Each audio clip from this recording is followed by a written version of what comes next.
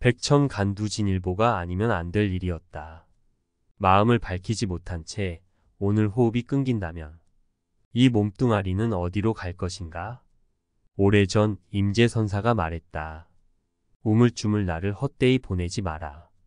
나도 옛날에 깨닫지 못했을 때에는 깜깜해서 아득했다. 광음을 헛되이 보낼 수가 없어서 뱃속은 불이 났고 마음은 바빠서 부산하게 돌을 찾아 물었다. 당시 내 나이 30을 넘기고 있었다. 그간 오매일여를 향한 화두일념을 놓치지 않은 채 공부를 한다고 했으나 가슴에 맺힌 응어리 같은 것이 근본적으로 풀어지지 않았다. 늘 체한 것처럼 가슴이 어뭉하고 뭔가 걸린 듯 답답했다. 해서 이렇게 세월만 보내서는 안 되겠다. 공부에 매듭을 지어야겠다고 결심한 뒤 노장에게 내 뜻을 말씀드렸다. 노장은 처음에는 다른 곳으로 공부하러 가는 것을 말렸으나 내 결심이 단호함을 알고는 떠나도록 허락해 주셨다. 원적사로 공부하러 갈 때는 손수 보약 2제를 지어주시기도 했다. 대승사 묘저감에 걸망을 내려놓은 나는 함께 있던 도반이 떠나자 바로 암자의 문을 걸어 잠갔다. 비록 무문관이란 팻말을 내걸지는 않았으나 깨치지 못하고서는 살아서 나올 수 없다는 죽음의 관문 앞에서 선 것이다. 그때 나는 수시로 불공을 하러 오던 묘저감 신도사 50명을 앉혀놓고 선언했다. 내가 이곳에 있는 동안은 불공을 못 해줍니다. 누구든지 나를 쫓아내려면 그렇게 하십시오. 신도들이 개를 묶어 논을 사서 절해주고 거기에서 나오는 소득으로 절을 운영했던 터라서 주지도 마음대로 못하는 형편이었다. 그러나 신도들은 나의 단호한 태도를 보고는 더 이상 말을 붙일 엄두를 내지 못했다. 부엌을 살펴보니 쌀이 두어 가만히쯤 있었다. 이것을 다 먹도록 마음의 변화가 오지 않는다면 내 발로 이곳을 걸어 나가지 않으리라. 일대사를 해결하지 못하면 금생을 이곳에서 끝내겠다는 각오를 했던 것이다. 그렇듯 절박한 심정으로 정진하는 내게 때 맞춰 밥을 해먹는 것은 번거로운 일이었다. 닷 되쯤 분량의 밥을 한꺼번에 해서 바구니에 담았다. 그러고는 항아리 위에 막대기를 2개 걸쳐놓은 다음 그 위에 밥을 올려놓고 보자기로 덮어두었다. 때가 되면 찬 밥 한 덩이를 그릇에 담아 김치 몇 쪽 올려놓은 채 끼니를 때웠다. 겨울이었으나 물도 데워 먹는 것이 번거로워 샘물 한 바가지 떠먹는 것으로 대신했다. 오로지 화두 하나와 마주했다. 베개도 이부자리도 없이 옷을 입은 채 2~3시간 눈을 붙이고 참선하고 나무하는 게 하루 일과의 전부였다. 매일 방선을 한 뒤에는 지게를 지고 산으로 올라갔다. 벌목하고 남은 것을 베어다가 성한 것은 톱질해서 부엌과 담 밑에 차곡차곡 쌓아놓았고 구부러지고 썩은 것으로는 군부를 뗐다. 때로는 겨울에 세찬 칼바람이 암자를 뒤흔들며 지나갔고 밤새 눈이 내리는 날에는 눈 무게를 이기지 못한 고목들이 갈라지는 소리가 들렸다. 미동도 하지 않고 좌복에 앉아있다 보면 어느새 창호 너머로 먼동이 트곤 했다. 나는 잠이 적어 출가 이후 졸음 때문에 낭패를 보거나 고통을 당해본 적이 없었다. 일찍부터 잠으로부터 자유롭지 못한 수자는 수자가 아니다 라고 했던 성철 노장의 경책에서 자유로운 나였다. 혼자 있으면 사무쳐 정진하기 어려운데 나는 홀로 오래 살았어도 그렇게 어중간하게 산 적이 없었다. 묘저감에서도 그랬다. 대중 한 사람 없이 홀로 정진하게 되면 대개 게을러지게 마련이지만 죽음의 관문 앞에 선 내게 게으름이란 있을 수 없었다. 홀로 있어도 한 점 흐트러짐 없이 생활하면서 화두 하나에 몰입해 많은 시간을 보냈을 뿐이다. 그러나 화두에 사무쳐 정진하고 또 정진했으나 마음은 여전히 시원해지지 않았다. 수행자에게 가장 괴로운 것은 지옥의 고통이 아니라 가사온 밑에서 대사를 밝히지 못하는 일이라고 했다. 다시 말해 마음을 밝혀 도를 이루지 못하는 것이 지옥의 고통보다 더 괴롭다는 것이다. 만약 이 한 물건을 깨치기 전에 죽게 된다면 들짐승이 될 것인지 날짐승이 될 것인지 모르는 일이다. 지옥으로 떨어질 것인지 다시 사람 몸을 받을지도 모르는 일이다. 요행이 사람 몸을 받아도 불법을 만날 수 있을지 모르는 일이다.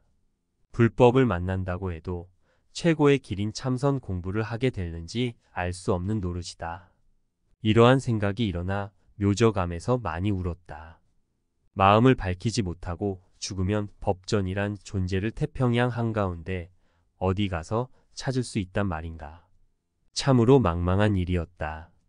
반드시 끝을 봐야 할 일이었다. 죽음까지 생각한 절박한 마음으로 그런 생각을 하면서 통곡하곤 했다.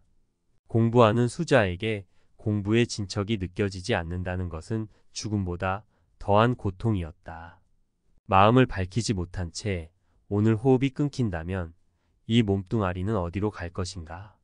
자성을 깨치지 못하고 죽으면 지옥행이다. 더딘 수행의 성취를 자책하며 통 안에 눈물을 흘렸다. 가슴에서 뭉쳐 나오는 눈물이었다.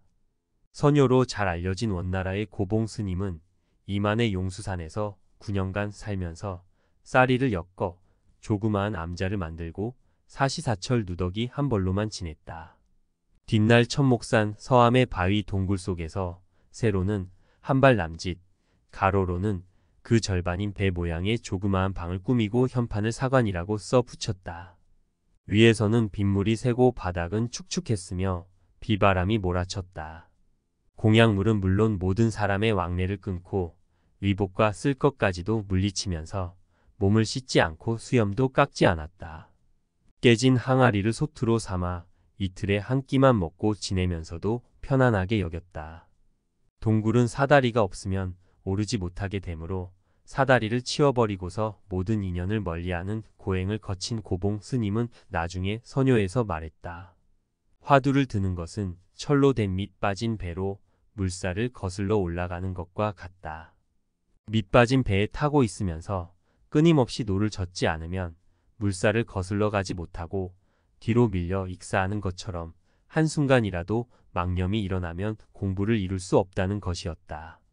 불등선사는 금생에 철저히 깨칠 때까진 절대로 자리에 눕지 않겠다고 다짐한 뒤 기둥에 기대서서 공부를 하여 49일 만에 깨쳤고, 자명선사는 추운 겨울에도 밤낮 없이 정진하다가 밤이 되어 졸리면 송곳으로 허벅지를 찌르면서 탄식했다. 그 시절 나 역시 옛 선사들처럼 치열하게 공부하려고 노력했다.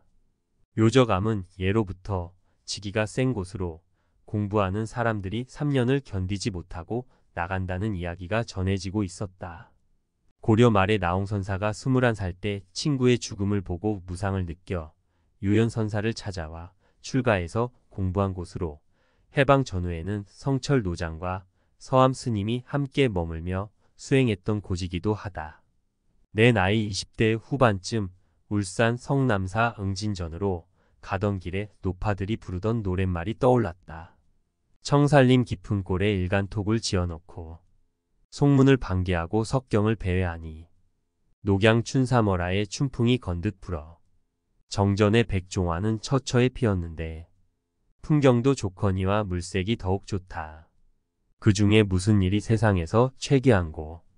지나가는데 귀에 쓱 들어와 가만히 멈춰서서 들었던 그 노래는 나홍선사의 토굴가였다.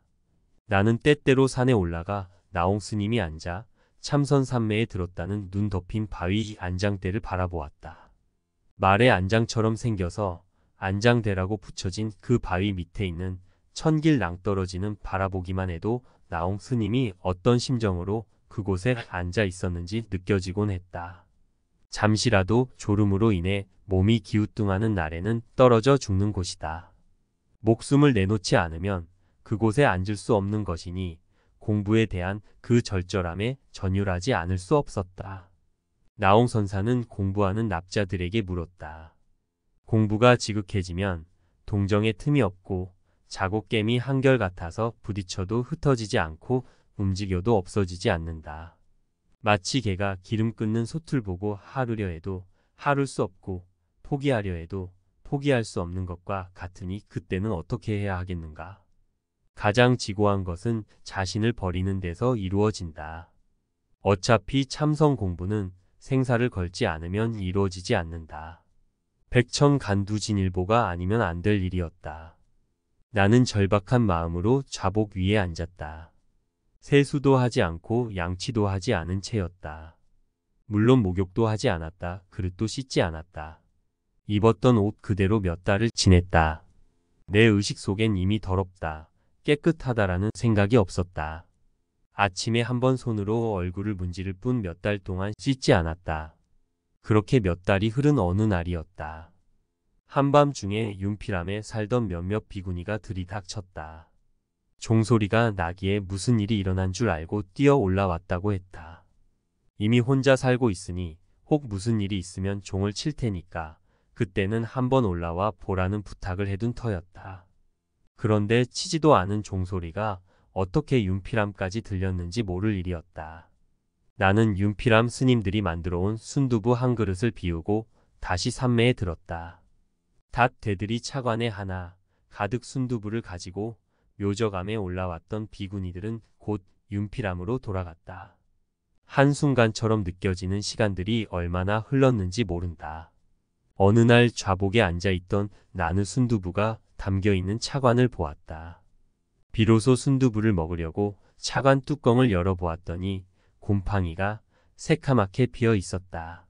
물이 얼 정도로 불을 적게 떼서 방을 차게 하고 지냈는데 곰팡이가 날 정도였으니까 일주일은 넘었을 것이다. 잠을 잊은 채 좌복에 앉아있는 날이 점점 많아졌다. 방바닥에 눈이 내린 듯 먼지가 쌓여갔고 그 먼지는 위로는 내 발자국이 아침 햇살 속에 선명히 드러났다. 아침에 문을 열고 나가보면 어느새 짐승이 서성이다 돌아간 흔적이 보였다. 그렇게 겨울이 가고 나무들이 서서히 물오르던 어느 날이었다. 나는 자신도 모르게 개송을 부르고 있었다. 거울과 거울이 서로 비치니 비치는 것과 그림자가 둘 다 없더라. 이것이 또한 무슨 물건이냐. 청산이 백운 속이더라. 늘 홀로 있는 나는 표범과 같다. 새끼를 키울 때 아니고는 늘 혼자인 표범과 같다. 죽음에서 살길 찾아가는 안거 결제. 조주선사가 물었습니다. 사중득활시 여하. 죽었다가 살아나는 때는 어떠하오? 이에 투자대동 선사가 대답했습니다. 불어야행이라도 투명수도입니다.